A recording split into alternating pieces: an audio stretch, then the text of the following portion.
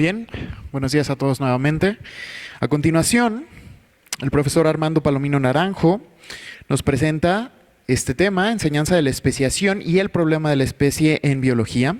Voy a leer una breve semblanza del profesor. Armando Palomino es profesor de carrera titular C en el CCH Azcapotzalco, es biólogo egresado de la Facultad de Estudios Superiores Iztacala, realizó estudios sobre enseñanza y didáctica específica de la biología en la Universidad Autónoma de Madrid y constructivismo y evaluación en la Universidad de Santiago de Compostela, España. Ha cursado diversos diplomados de actualización en biología y en el uso de tecnologías de la información y multimedia. Fue parte del programa de apoyo a la superación del personal académico, donde realizó estancias en España y en diferentes institutos y facultades de la UNAM. Ha impartido más de 30 cursos de formación en biología y didáctica para profesores en el CCH y en otras instituciones, como la Universidad Juárez de Durango, la Universidad Autónoma del Estado de México, la Universidad Autónoma de Guerrero y la Universidad Veracruzana.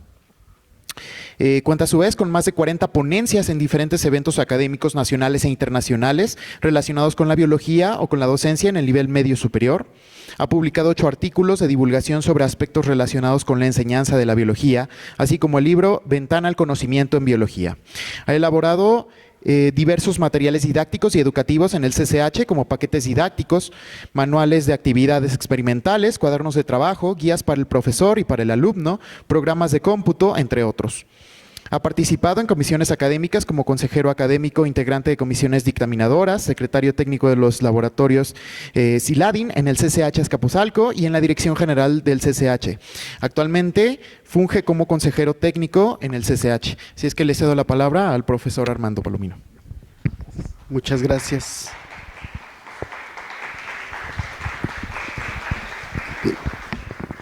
Bueno, primero que nada, quiero agradecer de verdad la invitación a este ciclo de conferencias en el marco del homenaje a la doctora Heréndira Álvarez Pérez, que sin duda tiene un largo camino precisamente en este asunto de la enseñanza de la biología en lo general y de la evolución en lo particular, y todo el tiempo pugnó por muchas cosas relacionadas con estas. Precisamente mi intervención tiene que ver con una serie de estrategias y propuestas que venimos manejando para poder abordar contenidos específicos de la evolución, particularmente de la especiación, a la par analizar el problema de la especie. Esta propuesta que venimos manejando es aplicable en todos los niveles educativos, desde luego tiene que tener algunos ajustes para los niveles a los que vaya a estar destinado, pero se puede trabajar con ella sin lugar a dudas para que desde todos los niveles educativos justamente se comience a filtrar esta idea de que tenemos que ser reflexivos en torno a muchos aspectos, particularmente estos de la evolución. Así que sin más preámbulos, quisiera precisamente comenzar por señalar que la doctora Heréndira tenía muy claro cuál era la intención de poder estudiar evolución en todos los niveles educativos. Ella decía que la trascendencia del conocimiento sobre la evolución biológica radica en que transforma la visión de cada individuo acerca de lo vivo y es paradigmático en términos de metodología científica, argumentación, validación, construcción de modelos, teorías que explican todos los procesos naturales. Esto es justamente lo que buscamos educativamente desde los niveles básicos hasta los posgrados. Al final queremos que la gente tenga este sentido reflexivo, que pueda ser analítico y que conozca, por supuesto, todos los aspectos relacionados con las diferentes disciplinas en aras de tener una integralidad cultural. Y básicamente biología tiene mucho que aportar en esto y en lo particular el estudio de la evolución no lo provee. Sin embargo, sabemos por experiencia que numerosos estudios muestran que existen una gran cantidad de dificultades para aprender y comprender conceptos evolutivos y quizás algunos de los más elementales tienen que ver justamente con el mismo concepto de evolución que se puede manejar desde niveles básicos hasta los niveles que tienen que ver ya profesionales. Estudios muestran que gente que ha egresado de carreras científicas relacionadas con la biología no siempre tienen bien estructurados los conceptos particularmente relacionados con la evolución y aún el mismo concepto de evolución. Desde luego, este concepto de evolución, que es central, tiene a su vez una serie de conceptos que giran alrededor, que vale la pena estar analizando, trabajando arduamente, porque son complejos, porque tienen la particularidad de que no siempre resultan bien comprendidos, bien analizados, y entre ellos está el de selección natural, el de adaptación y por supuesto también el de especiación. Y esa es la razón por la cual en este material, en esta propuesta que venimos trabajando, hemos decidido trabajar justamente sobre el problema de la especiación y su liga natural, que es el concepto de especie dentro de la biología. Bien, por ello entonces, hablar de la enseñanza-aprendizaje de la especiación está ligado al problema que representa el concepto de especie en las ciencias biológicas, y nosotros sabemos de entrada que es difícil conceptualizar a las especies, que hay una gama diversa de maneras en cómo se ven a las especies, y basta decir que la enorme variabilidad dentro de las poblaciones tiende a hacernos dudar de hasta dónde inicia una especie, dónde comienza la otra, qué criterios tomo para poder definirla y para poder señalar las relaciones que existen entre las especies. Y este es un problema que no es nuevo, es un problema histórico, es un problema ancestral, yo diría, que viene desde la filosofía griega, sin duda. Es decir, cómo se ve a las entidades naturales que nosotros llamamos especies, cómo se les conceptualiza y de qué manera trabajamos con ellas. Y entonces es por eso que queremos estar haciendo este análisis, esta reflexión, con base en una propuesta muy concreta, que es utilizar el método de casos, que ya comentaré brevemente en qué consiste, y a la par trabajar con un modelo biológico que son unas ranitas del género, de la familia Dendrobatidae, que se conocen comúnmente como ranas dardo o ranas flecha o ranas punta de flecha, porque son esas típicas ranitas que los integrantes de las tribus indígenas de Centro y Sudamérica utilizaban para frotar los dardos, las flechas, para poder cazar, dado que son o tienen un elevado contenido de toxinas que normalmente desencadenan una serie de reacciones diversas en quienes están en contacto con ellas, ¿no? Hablaremos en su momento de estas. Entonces, haciendo un análisis de los programas de estudio que existen en diferentes niveles, incluyendo la licenciatura y partiendo desde la secundaria, encontramos que básicamente se pretende analizar, estudiar aspectos evolutivos concretamente relacionados con la especiación, y básicamente se busca explicar por qué la evolución, o cómo entender por qué la evolución explica el desarrollo y mantenimiento de la diversidad, de las especies, podríamos considerar. ¿Cómo es que esta evolución nos ayuda a entender esto? Y uno de los cuestionamientos más importantes que encontramos en todo este tipo de programas de estudio es justamente cómo es que ocurre la especiación. De manera entonces que se perfila estudiar básicamente los modelos de especiación alipátrica y simpátrica, que son los más comunes, los más conocidos, y en algún momento también se pretende comentar, analizar, estudiar qué ocurre con el asunto de la hibridación, y también paralelamente identificar el concepto de especie biológica y su importancia en la comprensión de la diversidad. Casi todo mundo, en todas las instituciones y en todos los niveles, cuando trata de estudiar el problema de la especie, se enfocan a la especie biológica. Y vamos a ver los pros y contras de esta situación, ¿no? En algunos pocos casos se analiza o se compara los diferentes conceptos de especie. Esto no escapa a lo que ocurre básicamente en programas como el del bachillerato universitario en la Escuela Nacional Preparatoria y en el Colegio de Ciencias y Humanidades. Son justamente esas las temáticas que se ven alrededor de esta problemática. En fin, entonces, cuando nosotros intentamos definir una especie, en realidad ya vemos que nos encontramos con un problema antiguo, controvertido, difícil, con muchas aristas, con muchos puntos de vista, y principalmente vemos que no es fácil, porque lo que tenemos a simple vista es que encontramos dentro de los grupos una enorme diversidad, básicamente una diversidad morfológica. por no hablar de otro tipo de aspectos que se encuentran íntimamente relacionados con lo que encontramos dentro de lo que nosotros llamamos especies. Esto nos hace difícil porque entonces, ¿cómo es que consideramos una especie distinta de otra? ¿En qué criterios estamos basando esta situación? Entonces, esto todo nos lleva a reconocer que existen muchas formas de concebir a las especies y que existe este debate muy largo, muy antiguo. Podríamos nosotros cuestionarnos, ¿son las especies entidades discretas reales, existentes, o son parte de un continuo indivisible? ¿Sí? Y entonces esa situación es justamente el meollo del problema con la definición o con el concepto de especie, y por eso existen alternativas y variantes a este respecto. Entonces, si nosotros intentamos explicar la especiación, tenemos que partir de un concepto de especie, y entonces no siempre vamos a tener, esto parece contradictorio, porque si nosotros vemos a las especies como entidades fijas, difícilmente vamos entonces a establecer que existe un proceso por el cual se originan estas especies. De tal manera entonces que desde ahí hay una serie de problemas relacionados con el concepto. Todo esto nos lleva a que, si bien hay diferentes propuestas, pueden englobarse básicamente en tres grandes categorías.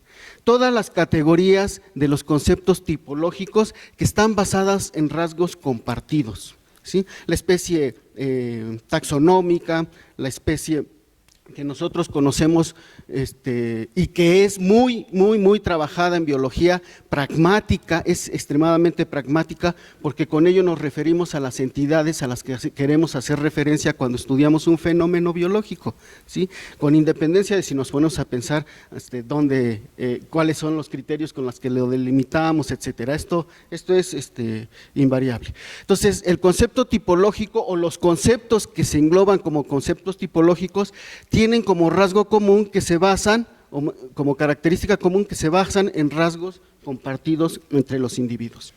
Otra categoría son los conceptos biológicos, ¿sí? En los conceptos biológicos el criterio es que se basan en hábitos reproductivos, en la posibilidad de entrecruzarse y tener descendencia fértil. Y finalmente tenemos los conceptos que tienden hacia concepciones evolucionistas que están basados en linajes. Vamos a ver más o menos cuáles son estas situaciones o cuáles son los elementos relacionados con esto y por qué existen tal cantidad, tal variedad de conceptos. De Queiroz analiza el problema de la especie y dice que este problema de la especie y de la especiación dependen del criterio que se utiliza. Él dice, si nosotros consideramos que las especies son un linaje que se diversifica, entonces a través del tiempo vamos a tener diferentes características. Si nosotros tomamos como base y vemos las características de los individuos en este punto, vamos a encontrar que tienen, si bien pueden tener cierta variabilidad, esta no es muy amplia y hablaríamos de una sola especie. Si lo tomamos hasta acá, entonces diríamos que aquí tenemos una especie que se diferencia claramente de esta otra. Pero si lo agarramos de alguna manera en el camino, pensemos que estas son como fotografías en el tiempo distintas, entonces cuando encontramos este nivel, empezamos a ver que esto ya tiene variaciones con respecto a este. En este gráfico, los tonos de gris nos marcan los cambios que van operando en este linaje, y el linaje evidentemente va en un sentido hacia acá y en otro sentido hacia acá, tienen características diferentes. Y cada vez que se va adquiriendo una característica distinta, van divergiendo cada vez más. De suerte entonces que cuando yo tomo estos criterios de especie, entonces puedo seguir teniendo tal vez una, pero ¿qué va a pasar cuando considere estos criterios o estos criterios de acá? Ahí es donde empiezan a ver, y es de Queiroz cuando dice, en ese momento estos son los criterios que nos dan como resultado diferentes conceptos de especie, pero al final estamos hablando de un linaje que está de alguna manera evolucionando. Por esa razón, entonces, se establece que un buen criterio para poder definir a la especie es que es un linaje que evoluciona separadamente de otros linajes. Eso pareciera momentáneamente resolver el problema, sin embargo, no lo resuelve del todo en el sentido de que, bueno, sí, pero ese linaje en algún momento tuvo que haber divergido de otro y entonces el problema persiste. Bueno, Con todo esto, entonces, también intentamos explicar todos los procesos que dan origen a esta especiación, y nosotros ya conocemos que existen procesos de especiación alopátrica. La especiación alopátrica es sin duda cuando existen estas barreras geográficas que separan a las poblaciones y que esta separación permite que estos grupos pues vayan divergiendo, vayan teniendo modificaciones por mutaciones, por el flujo génico mismo, por todas las interacciones biológicas que ocurren al interior del propio grupo y que van haciendo que cambien de dirección con respecto a este. Si nosotros vemos esta gráfica y vemos la anterior, entonces podríamos… Diablos, ¿qué pasó?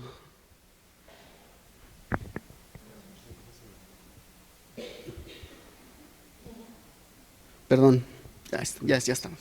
Sí, me equivoqué de botón, perdón. Entonces, si vemos la gráfica anterior, podríamos estar pensando que justamente aquí encontramos la barrera geográfica que separa las poblaciones y que esta separación va haciendo que vayan tendiendo hacia diferentes destinos de alguna manera. Bien, entonces, pero bueno, la especiación alopátrica es el modelo de especiación más común, más socorrido. Es el modelo de especiación por excelencia para la síntesis evolutiva, y entonces es evidentemente con el que se trabaja mucho. Pero existen otros modelos. En la actualidad se sabe que esta separación geográfica más bien tiene que ver con digamos, la conquista de nuevos hábitats en una misma zona, y entonces sobre todo al borde de la distribución de las especies. Entonces hablamos de una especiación de tipo peripátrico porque algunos de los individuos de esta población pueden estar tendiendo a ocupar nuevos nichos, y la ocupación de nuevos nichos les va haciendo divergir con respecto a la población original. Entonces son modelos donde la especiación se va dando como digamos de manera periférica. Pero tenemos también a la especiación simpátrica, un modelo controvertido, un modelo en donde existe la posibilidad de que sea solo, todos estos son modelos teóricos y donde es posible que haya algunas pruebas a favor en el estudio de algunas de las especies, pero algunos lo cuestionan seriamente, y entonces aquí es donde podemos ver qué es lo que puede estar pasando con respecto a la especiación. En el modelo de las ranitas vamos a ver que ocurren los procesos y que se puede evidenciar esto, y por eso es un buen modelo biológico para el estudio de la especiación, que es al final a lo que queremos llegar. Entonces, en esta especiación simpátrica, nosotros tenemos la distribución de una especie en un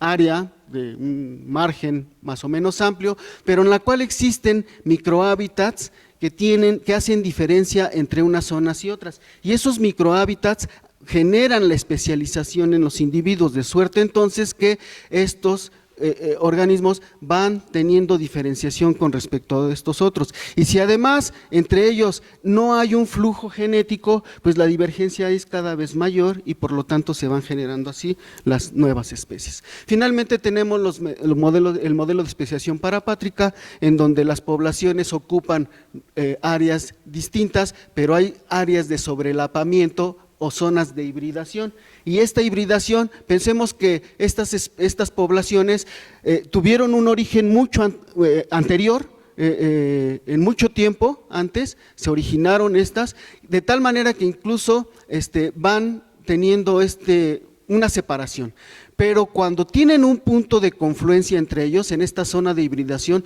son capaces de hibridar y tener descendientes fértiles todavía, y entonces esto puede dar como consecuencia una nueva especie diferente de las dos que le dieron origen, ¿sí? Es todavía menos común y todavía más difícil probar la existencia de este modelo en la naturaleza. Bien, con todos estos elementos teóricos alrededor de lo que es la especiación, el problema de la especie y tal, entonces me gustaría ya ir circunscribiéndome a lo que es el caso que manejamos de las ranitas punta de flecha y hablar de lo que es el método de casos. Este método de casos nos permite reflexionar sobre los conceptos de especie y los criterios que se emplean para su demarcación, más allá de simplemente circunscribirnos a un solo concepto, que por lo general es el concepto biológico de especie. Y si Si bien podemos utilizarlo y de hecho la propuesta reivindica como tal el uso del concepto biológico de especie en la enseñanza, también es cierto que es muy importante reflexionar alrededor de otros conceptos de especie y de las limitaciones que el propio concepto de especie biológica tiene. Entonces, este es uno de los objetivos o aspectos que queremos buscar. También, desde luego ya lo comenté, valorar y validar el concepto de especie biológica con un sentido muy pragmático en biología, sin ignorar sus limitaciones y a su vez también reflexionando de dónde puede ser aplicable, dónde no es aplicable y por qué existen otros conceptos de especie alrededor. Y finalmente, pues, reflexionar sobre los modelos de especiación como procesos que generan la diversidad. El propósito, por tanto, el caso de las ranitas se orienta a desarrollar aprendizajes muy concretos relacionados con los conceptos de especie y especiación y empleamos el método de casos como una herramienta poderosa de aprendizaje en el aula. Voy a comentar muy brevemente el asunto del método de casos. El método de casos es una metodología didáctica que surge en Cambridge, básicamente orientado al estudio de disciplinas relacionadas con el derecho, con las leyes. ¿Sí? Es evidentemente claro que los casos son elementos que nos pueden ayudar a entender procesos, conceptos, que nos pueden ayudar a entender teorías, y en el caso de los estudiantes de leyes, sin duda el análisis de los casos permitirá que puedan entender y comprender cómo enfrentar una situación relacionada con la legislación. Eso es claro y evidente. No es nuevo que se utilicen casos en la docencia, se utilizan desde los griegos. Sin embargo, los autores del método de casos, los puristas del método de casos, yo diría, señalan que método de casos solo hay uno y que tiene que ser llevado tal como ellos lo dicen, y si no, entonces no hablamos de método de casos. Sin caer en esas situaciones, me parece que lo que sí es válido e importante es que nosotros podamos tener casos en la enseñanza, porque ellos nos ilustran muchas cosas. Ahora bien, no es fácil tampoco contar con los casos adecuados, ¿sí? Tenemos que construir a veces los casos y tenemos que trabajar alrededor de los mismos. Dicho eso, entonces, quiero decirles que he construido este caso a partir de varias situaciones relacionadas con ellos. Lo primero es que me parecían interesantes estas ranitas como modelo biológico, y la verdad es que la primera vez que intenté trabajar con ellas, me circunscribía a algo que le llama mucho la atención a los alumnos, particularmente en el caso del bachillerato y sin duda de cualquier otro nivel, que es la potencia de sus venenos, ¿no? A las características de los venenos. Entonces, enfocado en ello, intenté investigar muchas cosas, lo llegué a utilizar en términos del cómo sintetizan estos venenos, y resulta que las ranitas en realidad poco hacen con relación a los venenos. En realidad ellas lo que hacen es que se alimentan de insectos, arácnidos y otras especies que contienen los venenos y que ellas son inmunes, pero no los degradan, sino los incorporan a su sistema de excreción a través de la piel, y por eso exudan a través de la piel estos venenos.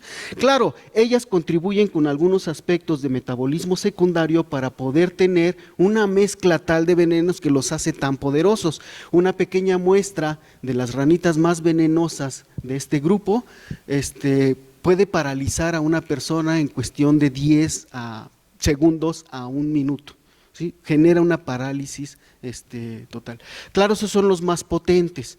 Hay una diversidad también con respecto a la potencia de los venenos. Esa fue mi primera intencionalidad, y si bien sí lo utilicé para explicar aspectos de metabolismo secundario, lo veía complicado por la cantidad de compuestos que se secretan, que se sintetizan, y entonces lo fui como abandonando. Posteriormente encontré información relacionada a la variabilidad de las ranitas donde además señalaban que era un caso interesante para estudiar la especiación, y entonces retomé el caso dando un giro con respecto al asunto de los venenos para trabajarlo con esta situación de la especiación. Quiero decirles que las ranitas del género de la familia Dendrobatidae tiene aproximadamente 8 géneros y 18 especies que se distribuyen desde Nicaragua, Costa Rica, Panamá, y llegan a estar en Venezuela, Colombia y Brasil. De hecho, quizá las más famosas son las amazónicas, pero en toda esta zona son ampliamente utilizadas por las tribus indígenas de estas regiones. La variabilidad que existe en las poblaciones de estas ranitas es enorme, ¿sí? Y curiosamente uno, si se fuera por los aspectos y los datos morfológicos, sin duda diríamos que aquí hay tantas especies como ranitas encontramos. Sin embargo, no es así, es una especie polimórfica que tiene, o más bien grupos muy polimórficos que pueden de una generación a otra o a través de algunas de las cruzas que se puedan llegar a dar con descendencia fértil, pueden llegar a tener variaciones muy grandes, muy rápidas. Este asunto también de la coloración es otro aspecto que en biología se conoce como aposematismo. El aposematismo significa el adquirir tonalidades y coloraciones de advertencia para los depredadores, y vaya que pueden funcionar. Algunos artículos especializados que encontré señalan que estudios muestran que las aves sí se guían mucho por el asunto de la coloración a la hora de intentar almorzarse a una de estas ranitas. Entonces es importante también estas de sus características. Otra cuestión interesante de las ranitas es que en realidad son ranitas, son muy pequeñitas, son chiquitas. Podemos ver, este es un hongo del orden de los pecizales,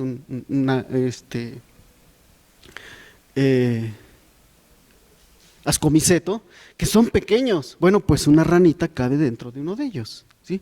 Llegan a medir hasta 1.5, 2.5 centímetros, y las más grandes, las variedades más grandes, hasta 3, 4 centímetros. Es decir, son pequeñitas, caben en la palma de la mano y no son más grandes que el pulgar, de hecho. Y bueno, la variabilidad de tonalidades que puede uno encontrar en estas, pues son inmensas, ¿no? Colores muy llamativos, muy contrastantes, que pueden estar, que podemos encontrar con ellas.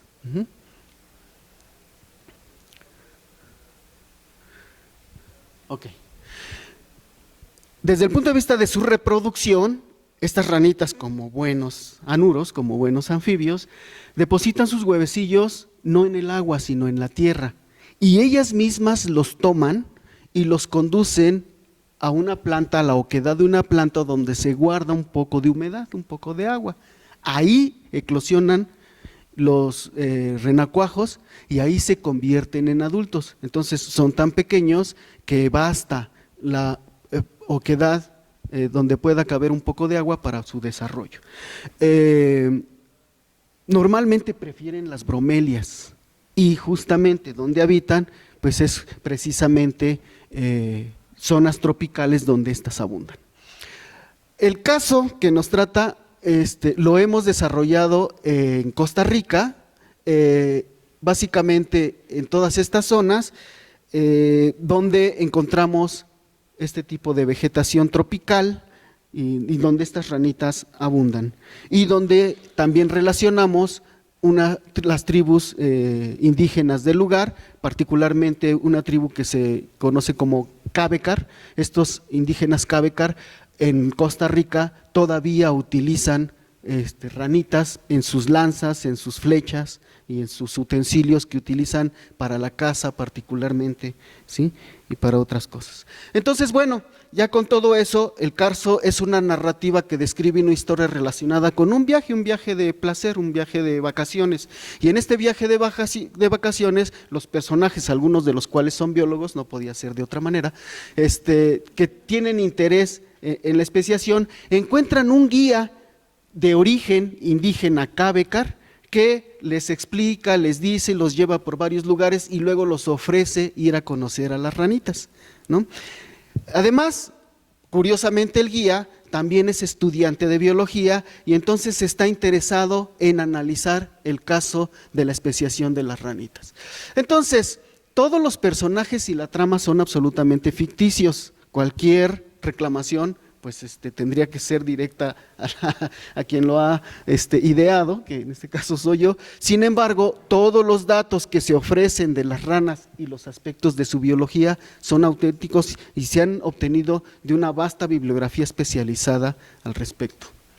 Y también una que otra de divulgación. Un ejemplo de lo que es la narrativa, evidentemente aquí poner todo, es un caso que tiene como 6 paginitas en donde los alumnos tienen que ir leyendo, tienen que ir discutiendo, tienen que ir respondiendo una serie de preguntas y entonces así es como vamos construyendo el conocimiento alrededor del concepto de especie y de la especiación.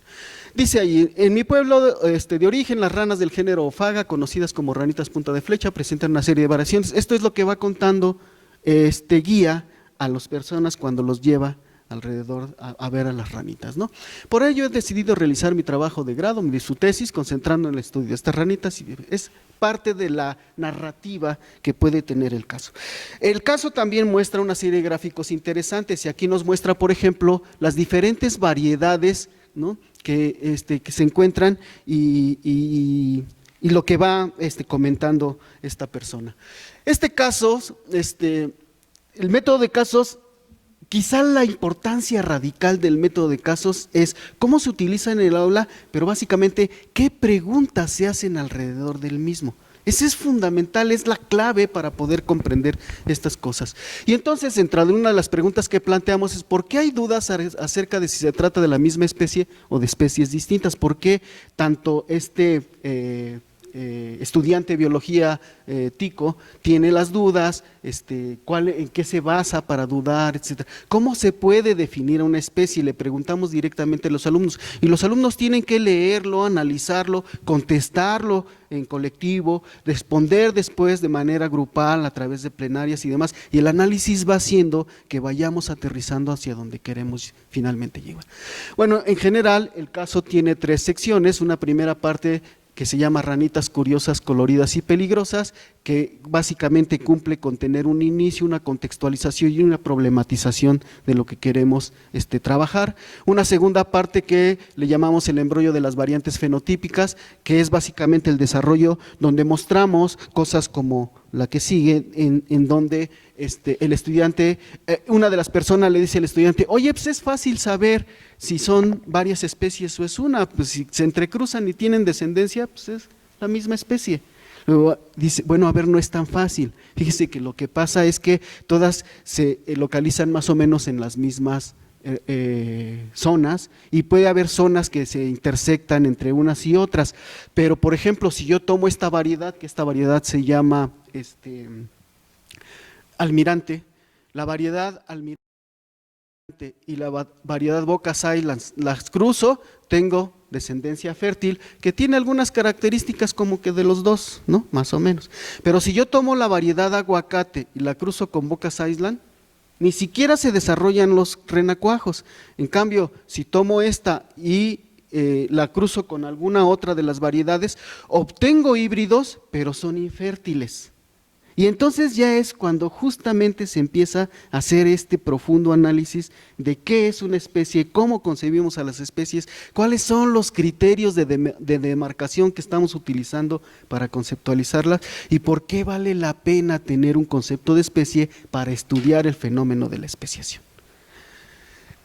Bueno, en esta última parte nosotros hablamos de la distribución y vamos viendo cómo se localizan y por qué unas sí, por qué otras no, y al final lo que nosotros podemos encontrar es que algunas tienen una separación geográfica obvia, porque están en islas o en penínsulas, ¿sí?, y otras que aunque tienen zonas de distribución que se traslapan, a lo mejor sí tienen descendientes fértiles, pero otros no, y que entonces ya tendríamos que estar analizando otros factores por los cuales se está llevando a cabo esos procesos de especiación. Así que entonces tenemos ahí claramente la especiación alopátrica, la especiación simpátrica, probablemente especiación peripátrica y algunas zonas de hibridación también para la especiación parapátrica. Bueno, creo que esto… No sé si ya Bueno, son las conclusiones que emite el estudiante una vez que termina su trabajo y se lo presenta a sus amigos, tiempo después, transcurrido después del viaje y toda la cuestión anecdótica. Entonces, este caso nos ayuda a construir conceptos como el aislamiento geográfico y el reproductivo y los modelos de especiación alipátrica, simpátrica, la hibridación y por supuesto también el problema de la concepción de las especies, ¿no? El problema de la concepción de especie y si la especie es solo un constructo teórico, ¿no? Como Darwin pensaba, es decir, cuando a Darwin se le señalaba cuál era, qué era una especie, él decía, si se trata de definir una especie, están tratando de definir lo indefinible. Entonces, es importante considerar que él tuvo una solución al problema de las especies hace más de 150 años y que en la actualidad todavía los especialistas siguen en este debate de cuáles son las especies, hasta dónde llegamos, ¿no? Son las especies entidades reales, ¿no?, de la naturaleza, tienen una existencia tal cual como categoría o son un constructo teórico que nos hemos valido de él para poder entender un poco más a la naturaleza. En fin, es toda una serie de elementos filosóficos que el caso nos ayuda a estar reflexionando sobre ellos. Y si bien está orientado hacia estudiantes de bachillerato, el trabajo que hemos desarrollado puede ser utilizado en la licenciatura, puede ser utilizado en niveles inferiores en secundaria, incluso en la primaria, toda proporción de poder ajustar las cosas al nivel de los chicos, porque es importante de que desde esos niveles se esté llevando a cabo reflexión en torno a estas cosas. En biología ustedes lo saben perfectamente, las cosas no están acabadas, apenas estamos en el inicio. Bien. Como conclusión, al estudiar la especiación, nosotros asumimos en automático que las especies existen.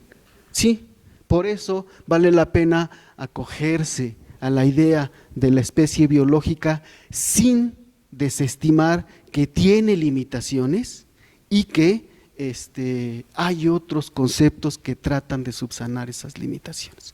Y que entonces la reflexión de eso nos permitirá tener mejores estudiantes porque han construido un conocimiento más apegado a lo que la ciencia de alguna manera nos está orientando a trabajar, ¿no? Porque entonces podríamos preguntar si solo nos valemos del puro concepto de especie, bueno, ¿y qué pasa con los híbridos, ¿no? Que es toda una interrogante y que además también es muy utilizado. Bien. Yo con esto finalizaría, solo diría que en los programas de estudio básicamente se trabaja con la especie biológica, es posible trabajar con la especie taxa y podemos trabajar los modelos clásicos de especiación con casos como el que acabamos de ver, ¿no? Muchas gracias.